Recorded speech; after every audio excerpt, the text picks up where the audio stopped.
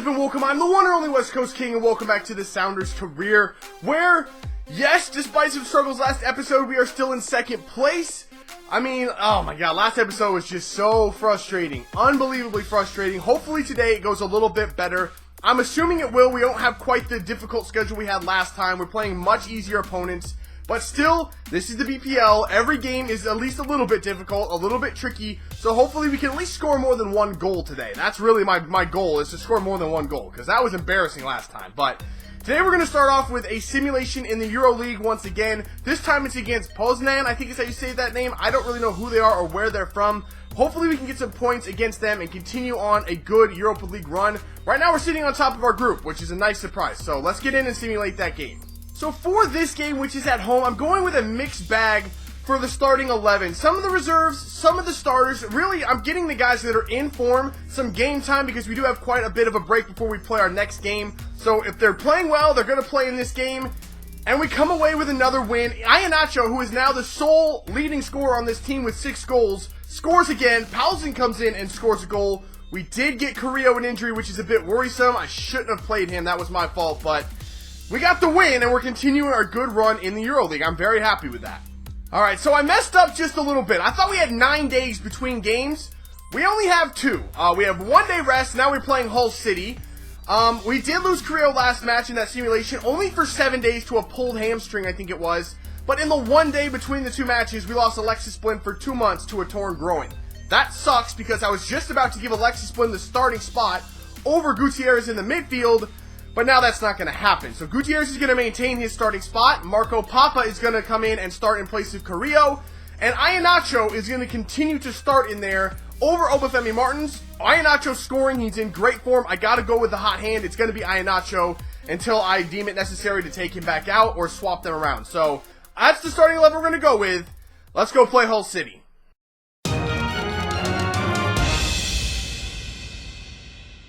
And here is once again our starting 11. I've taken a look at Hull City starters. I don't see any really big new additions to their team. So I'm not too worried about it. It's pretty much going to be the same team we played all of last season. We should be able to get a win here.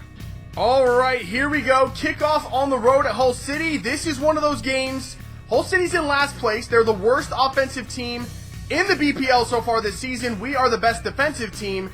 This is one of those games where we really need to perform well. Find that hole. Oh, it falls to Goretzka. Goretzka shoots off the post. Finish.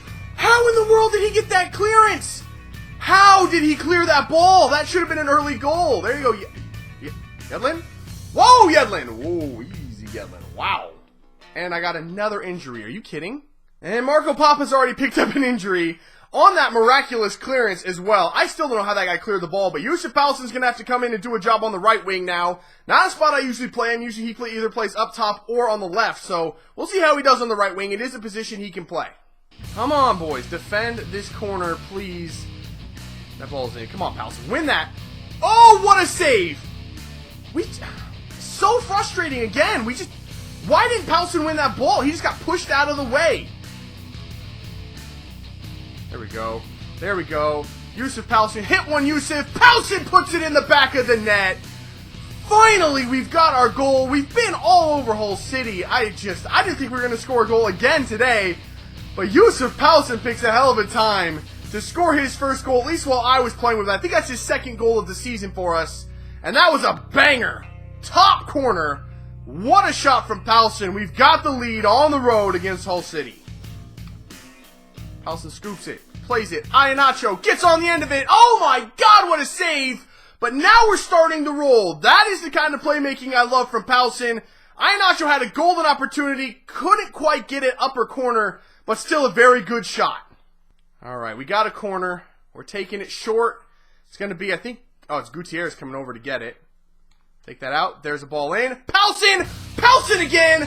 Back of the net off the low cross on the corner, and it's 2-0 over Hull City. Now we've got that momentum, and we're starting to put it to Hull City real nice. That was a bit creepy. I don't know why I said it like that. Put it to Hull City real nice. I don't know what that means. I creep myself out with that one. There's the final whistle. A 2-0 win on the road against Hull City.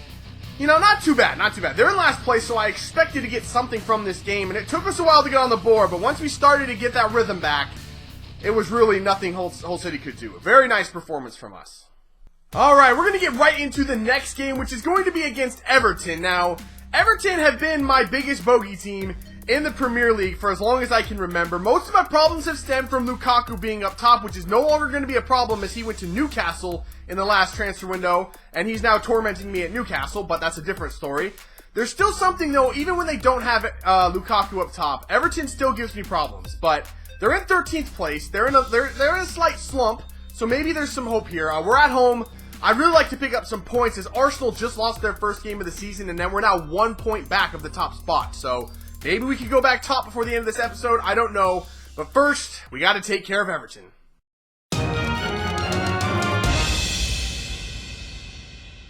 Here is our starting 11 for this one against Everton. Carrillo is back in there. That's really the only change, I think. Iheanacho remains up top. I still like the way he's playing right now. Hopefully he can get a goal this game. Alright, here we go against... Oops, that was the wrong thing. I'm trying to switch to possession. There we go. Here we go against Everton. Their striker in place of Lukaku is MacLeod, with Naismith in behind him. I'm not really sure how that's going to work. I don't know much about MacLeod, but I'm still worried about Everton nonetheless. A corner early in this one. You know what we're going to try to do. There's men in there. There he is. Put the ball. What? Tim Howard, are you on crap? How did he save that? How did Tim Howard save that goal? What a save from Timmy. Fair play to him. The bearded wizard comes through. There's a lot of space. There's a lot of space. Iheanacho. Go ahead, Iheanacho. Tim Howard. It's going to be a pain in my ass all day. That is one of the other reasons I can't beat Everton. It's Tim Howard. He is damn near impossible to beat. That scared me. Nobody reacted to that shot. I thought that was just going to loop over Kim Sung-gyu and go in the back of the net. That was... like, where was Kim Sung-gyu going? Alright, I've really been practicing my free kicks. I've really wanted to get better at them. So now hopefully we can get something from this. Come on, Goretzka. I believe in you, man. I'm actually going to go for a curler here with Goretzka instead. Let's go for a curler. Come on, Goretzka. What you got, man? What you got? That's not too bad. Come on, Goretzka. Curl it around. Tim Howard. Get to it. Oh, my God. I actually hate Tim Howard. Why are you so good? Hold it up. Back to Carrillo. Very nice play. Oh, I missed him. It was too late. He's offsides. I missed him. No, Besic apparently is quicker than Iheanacho, but Iheanacho is stronger than Besic. Get that pass off. He does. It's Guedes all alone against Tim Howard. Go ahead. Put it in the back of the net. It's 1-0 right before halftime. Iheanacho's strength just out-muscled Besic. It was a dead even fight. I wasn't sure he was going to win it, but once he did, the pass was always going to be there. Guedes finishes it. Finally, we beat Tim Howard, and we're onside, and we've got the lead. All right, another free kick. They're not even going to put anyone in front of me. Okay, we'll take that. What a play!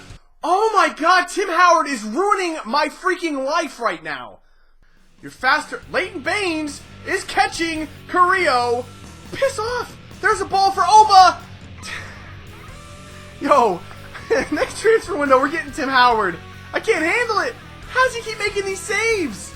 That wasn't the greatest finish, but still, Tim Howard saves everything. There is the final whistle. Another win for this team. A 1-0 win. Could have been, should have been, a lot more. But Tim Howard is just an unbelievable specimen between the sticks. He is such a freaking good keeper. I have no idea how to beat Tim Howard. He's so good. Alright, so for the last game of this episode, we're going into the Euro League once more. We're playing Lyon, and the reserves are going to be in there. To start next episode, we play Arsenal, and that's 3 days from now. So I can't put the starters in there. The reserves are going to have to do the job once more. They've been doing very, very well in the Euro League. They haven't lost yet. Though Lyon is a bit of a different beast than Rapidvine and Poznan. So we'll see what happens. As it is, I think we're looking pretty good to get through this group. So I'm not too worried about it if we don't beat Lyon.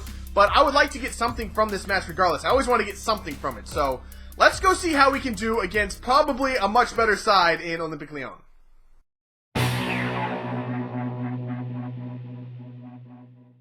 So here is Olympique Lyon starting 11. There's no Lacazette, which is a plus for us, but Fekir we know is very good. Valbuena, Fofana, Tolisso, they've got a lot of really good players in it. That looks like their first choice starting 11. Did they really just put their starters out there against us? Great. That makes me a lot more confident, really. So here's our starting 11. The reserves, of course. Oba is actually going to start this game, just because I'm going to keep Iheanacho with our first choice starting 11, our starters. So Oba's going to start this one. Poulsen is really the guy I'm hoping steps up and has another very good game. Every time he stepped on the field for us, he's been good. I hope he continues that form. So here we go. Kickoff on the road against Lyon. Hopefully, we can get some kind of a result here. If not, again, not too worried about it. Anything would be a plus for us here. Look at all the space for Papa. Come on, Marco. Oh, what a move from Marco. Keep going, Marco. Just keep going. Just keep going. Cut it in. There you go. On his left foot, Marco Papa hit it right at Lopez, but he got taken out. And he's down again. Marco Papa is down again. That's 2 games in a row I've started Marco Papa, and he's gotten hurt in the first 5 minutes. For God's sakes, Marco, please stay on your feet. I don't know if I have another winger to bring in. It's going to have to be Bailey. I don't actually have a choice right now. It's going to have to be Bailey to step in there. Damn it, Marco. Help me, Oba. Oh, that ball just stuck by Oba. Odegaard just nicked it. Odegaard, no, I screwed up. I got so excited that Odegaard just took it off of him that I didn't know what to do after that. There we go. In. Yes. Play it in another one. Yes. There's a wide open shot. Gotta put that one away. And who is it? It's Leon Bailey, who came in for the injured Marco Papa. Gets us on the board. That was some great hold-up play from Obafemi Martins. That, in real life, is what Obafemi Martins, it's what makes him so good. He's so effective at doing just that. And he allows all the other players to get forward. And it's Bailey wide open on that side. Badimo, on the left, their left back has been torturing us up that side. Now he was out of position. Bailey gets in there. We've got the lead over Lyon. Raphael, he just didn't move and just didn't take the ball with him. Oh! Fekir! What the actual shit horse was that? Oh, shit. Well, it looks like we're going to give this right back. Oh! Kimmy! You freaking beautiful man! Alright, I'm actually begging the ref right now to please blow for halftime. And just sit on it. There we go. Well, that was uncomfortable, to say the least, after we scored that goal. I think we pissed Lyon off just a little bit, and I think they had like 8 shots in the final 5 minutes of that half. That was terrifying. I can't get the ball. I cannot get the ball out of my own half. If we somehow keep a clean sheet here, oh my god, he kicked it right at Kim Sung-gyu. Hound him until he screws up or something. Don't take him down, though. Don't take him down. The shot! Kim Sung-gyu again. Oh, Kimmy keeps a clean sheet. I'm going to give him like a $20,000 per week raise. Oh, what a pass. And what a move from Odegaard. Play through Poulsen. Poulsen, please hit that. Poulsen gets the shot off. He puts it in the back of the net. We just snuck one more on Lyon. We have not even gotten close to the opposing goal since we scored that first one in the 35th minute. Now in the 70th minute, that was all Odegaard. Odegaard with a sweet play off of a beautiful pass. He had a perfect first touch that sprung out. Look at that first touch. Boom. Okay, it was the second touch. But he absolutely just dumped that defender. Gets the ball to Poulsen. And Poulsen, who is in super form right now, is never going to miss that shot. 2-0 over Lyon. There you go. Up the wing. Andy Rose. Put it back post. There's Oba. Can't get to it. It's out.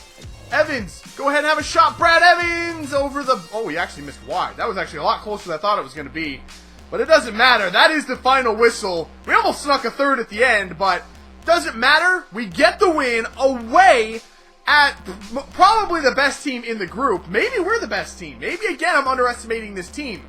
That was not a convincing win. They definitely dominated us, but we got the goals. That's all that matters. And here are the player ratings from that game as well. And is there any question who man of the match is going to be? It's Kim Sung-gyu. No question about it. He played an 8.9, made 10 saves. The dude was an animal in there today. My God, what a performance from him. Single-handedly kept us in that thing. We could have very easily lost that game like 5-1. But somehow he kept the clean sheet. What a performance from him. Alright, that is going to do it for this episode. To start things off next time, we've got the top of the table clash against Arsenal. Win that game, we go back to the top of the Premier League for the first time since like week 2 or something. That would be amazing. Like I said, if we can just stay up towards the top of the table and just give ourselves some breathing room, that's great. We lost some players this episode to injury. We lost Alexis Blin for 2 months. We lost Marco Papa last game for 4 weeks with a sprained knee. Luckily, those guys are not usually part of the starting 11, so I'm not too worried about it. We have guys that can step in for them, but if we lose any more players, we're going to start to be up against the wall a little bit. We don't have a very good depth, so any players we lose from here on out, it's going to be a problem. But against Arsenal, I'm going to make a couple of changes to the starting 11. I'll tell you right now, Yusuf Poulsen is going to start that game. He's going to start. I'm going to drop Guedes. It's nothing that Guedes has done. It's just that Yusuf Poulsen is in such great form, I can't afford to not start him. He has to be in there.